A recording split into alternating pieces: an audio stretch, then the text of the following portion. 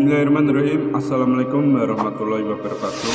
Pemirsa yang dirahmati Allah, marilah kita simak ceramah dari Ustadz Dasar Latif dengan tema tanda-tanda sujud di wajah orang yang beriman. Sebelumnya marilah kita bersolawat terlebih dahulu. Allahumma sholli ala Sayyidina Muhammad wa ala ali Sayyidina Muhammad. Selamat menyaksikan. Assalamualaikum warahmatullahi wabarakatuh. Alhamdulillahilladzi arsala rasulahu bil huda wa dinil haq. Asyhadu an la ilaha illallah wa asyhadu anna Muhammadan abduhu wa rasuluh. Allahumma salli ala Sayyidina Muhammad wa ala alihi wa sahbihi ajma'in. Amma ba'd.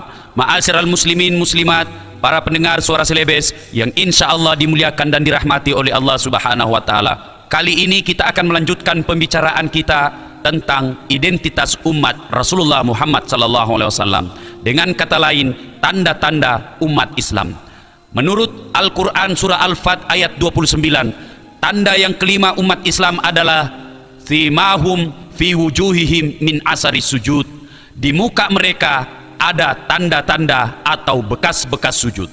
Para pendengar yang saya muliakan, apa maksud dari ayat ini? Apa maksud dari tanda-tanda bekas sujud itu? Apakah hitam jidatnya?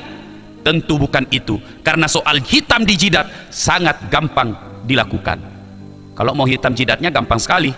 Anda sujud pakai karpet tebal, sujud 5 menit sambil digosok-gosok, insya Allah 2 hari sudah hitam di jidat. Tapi bukan itu yang dimaksud. Di muka mereka ada bekas sujud. Maksudnya adalah dalam kehidupan sehari-hari dia menerapkan nilai-nilai sholat. Dengan kata lain, nilai-nilai sholat diaplikasikan dalam kehidupan sehari-hari. Nilai-nilai sholat itu antara lain, yang pertama, jujur.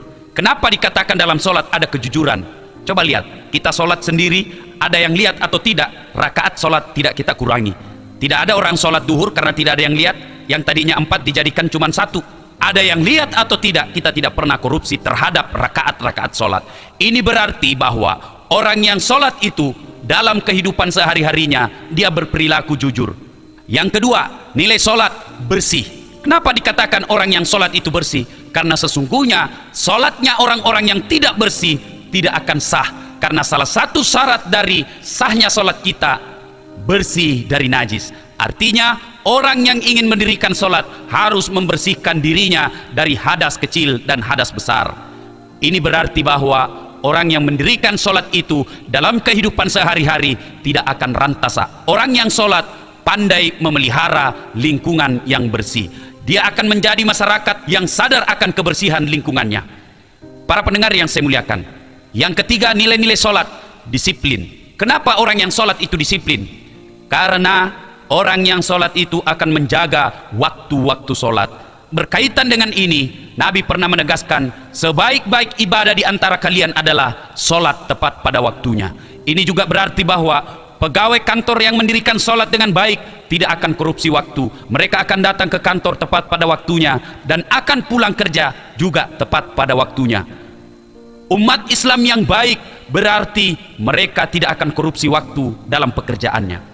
Pendengar yang saya muliakan, nilai sholat yang keempat, rendah hati. Kenapa demikian?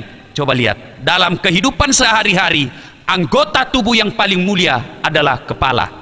Kita bercanda dengan teman, dipukul pantatnya masih ketawa, ditinju perutnya masih senyum. Tetapi jangan coba-coba pukul kepalanya. Kalau kepalanya yang kita pukul, wah, pasti dia akan tersinggung. Kenapa? Alenya beliau ada pada kepala kita. Kemuliaan kita biasanya ada pada kepala. Tetapi ketika berhadapan dengan Allah, kepala yang mulia sujud sejajar dengan telapak kaki menghadap Allah Subhanahu wa taala. Ini berarti bahwa orang yang menerapkan nilai-nilai sholat dalam kehidupan sehari-hari tidak akan pernah bersifat sombong. Karena kesombongan adalah perbuatan yang melawan tuntunan agama Islam. Pendengar yang saya muliakan, nilai sholat yang kelima, tertib. Kok bisa tertib? Coba lihat, orang yang sholat itu luar biasa tertibnya. Didahului dengan takbir dan diakhiri dengan salam. Dalam sholat diajarkan nilai-nilai ketertiban. Tertib itu menurut fikih adalah yang dahulu didahulukan, yang belakang dibelakangkan. Kalau kita sholat, ya takbir yang pertama, langkah selanjutnya kita membaca doa iftitah, lalu al-fatihah dan seterusnya. Tidak ada orang sholat diawali dengan ruku, kemudian pertengahannya dia takbir, kemudian akhir sholatnya dia sujud.